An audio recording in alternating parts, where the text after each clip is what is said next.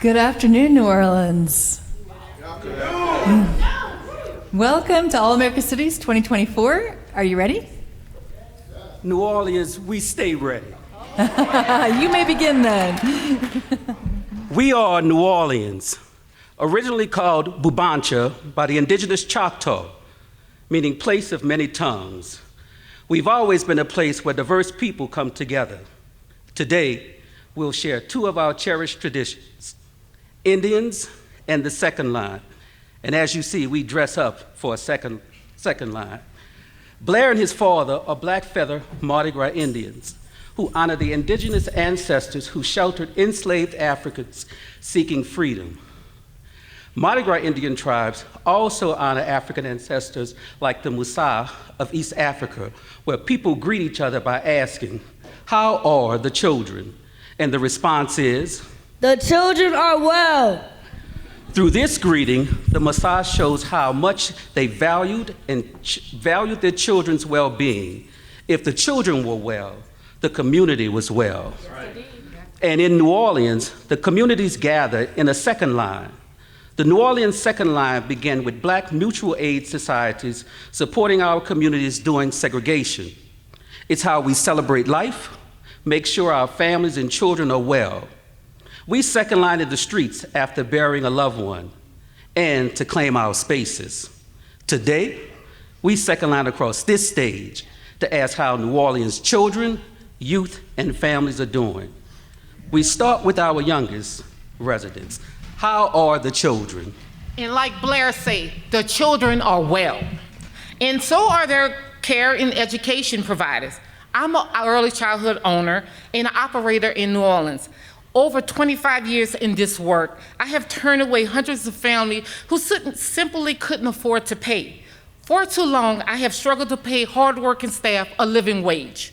Providers like me are the true experts in early childhood education. But far removed, lawmakers still design policies without consulting with us. But in 2017, that changed. Yes.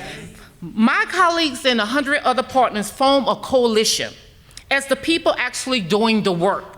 We advocated to the local elected official for change in the early childhood system. And it worked. As a result, New Orleans created the City Seats program. Its initial $750,000 investment served 50 children. But our providers, they knew there were more children without care. And with the precedent that their voice had already made a difference, providers and parents and advocates demanded more funding. Even business leaders came to understand that access to childcare, it's not just good for families, it's good for business. And the city's investment, it multiplied. By 2020, it was $3 million. All right. And the Louisiana legislature stepped up to do their part. With our advocacy, they created the Louisiana Early Childhood Education Fund to provide a dollar-for-dollar match to communities that invest local funding in early childhood education. By 2023, that fund had grown to more than $50 million available to match local investment. While these efforts were game-changing, our work was not done. Thousands of New Orleans families still needed child care. So we proposed a property tax millage. For only $5 a month, New Orleans homeowners would generate over $20 million a year to fund early childhood seats. Mm-hmm. The original coalition came together. Business leaders made commercials in support of the millage, and elected officials endorsed it. And the coalition rallied the community to vote. We knock on doors, hundreds of doors, and many as 1,000 phone calls. And on April the 30th, 2022, New Orleans chose to invest in the next generation of all our children. Yes, the indeed. affirmative vote triggered a state match, creating $1 billion with a B. Yes. Yes. And funding to benefit 2,000 children every year for the next 20 years. Woo! Yes. And New Orleans has one of the nation's largest investment in early childhood for infant and toddlers. And as an early childhood provider, I can tell you with confidence, the children are well. Amen. All right, it's great that the children are well, but how are our youth? The youth are well. From before I was born, Louisiana has been near the bottom of the national rankings for child well-being. In New Orleans, poor youth outcomes are compounded with childhood trauma, lack of health services, a broken education system, and generational poverty. But I am not a statistic. As a 2024 high school graduate, I am an expert in the lived experience of our city's young people. It only made sense that we, our city's youth, would author New Orleans' Youth Master Plan as a roadmap to service us. Our plan is strategic, systemic, and a seismic shift away from historic disinvestment. That's right, graduate. Drafted by the youth, the community members, and sector leaders, the New Orleans Youth Master Plan is a 10-year roadmap to guide the city's decision-making and investment. It is designed to impact the 112,000 young New Orleanians under 25. But it is more than a plan. It is the commitment to end cycles of generational oppression and false narratives that have held back our youth. Yes. Exactly, Sharon. Since 2021, we established implementation and action plans tables to bring the plan solution to life. Philanthropic organizations like the United Way have used this plan for grant-making decisions. City Hall has used this plan to determine budget allocations. Advocates have used this plan to make unprecedented investments in early childhood education. Moreover, as a result of this plan, we have free public transportation for all children and youth. We have a Family Connects program, which provides a free nurse home visit to the family of every baby born in New Orleans. We have an expanded funding for summer youth programming. And we have a guaranteed basic income program for 16 to 24-year-olds who have been disconnected from either work or school. And as a member of the Mayor's Youth Advisory Council, I have reviewed data, conducted legislative research, and held a youth town hall with my peers to develop recommendations. Informed by our work, the mayor invested $10 million in youth mental health, so our local children's hospital could deliver counseling services directly in public schools. As a young person in New Orleans, I can tell you with confidence that the youth in New Orleans are well. It is great that our children are well, our youth are well, but how are our parents and families doing? They are well.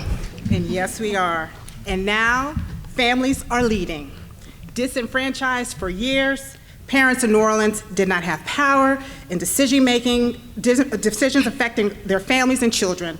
In 2018, Mayor LaToya Cantrell established the Mayor's Office of Youth and Families.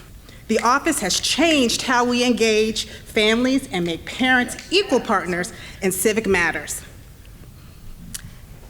In partnership with a national organization, we now host a local chapter of PLTI, the Parent Leadership Training Institute, a 20-week civic and advocacy course. Aligned with our office's commitment to access, PLTI provides transportation, childcare, and language access in every class.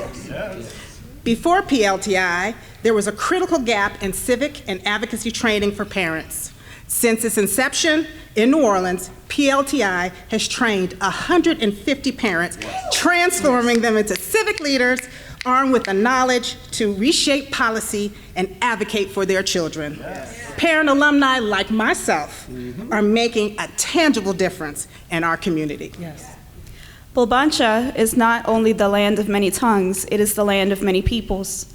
As immigrants rebuilt the city following Hurricane Katrina, New Orleans became home to the fastest growing foreign-born population in the country. In the face of oppressive state policies, the mayor's office has actively protected the immigrant community, earning New Orleans the title of a welcome city, one of only 24 cities in the nation.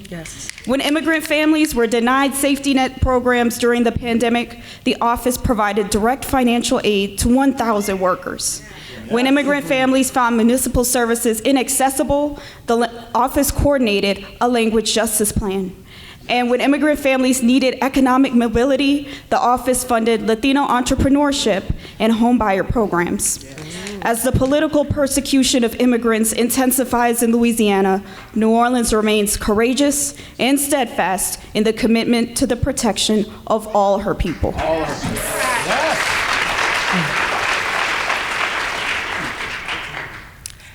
As the director for the Office of Youth and Families, we are so excited that we've had the opportunity to connect all of these initiatives that you heard today. So please know that our youth, our families, and our children are well. Yes, indeed. Our children are well, our youth are well, our parents and families are well. How is New Orleans? New Orleans is well.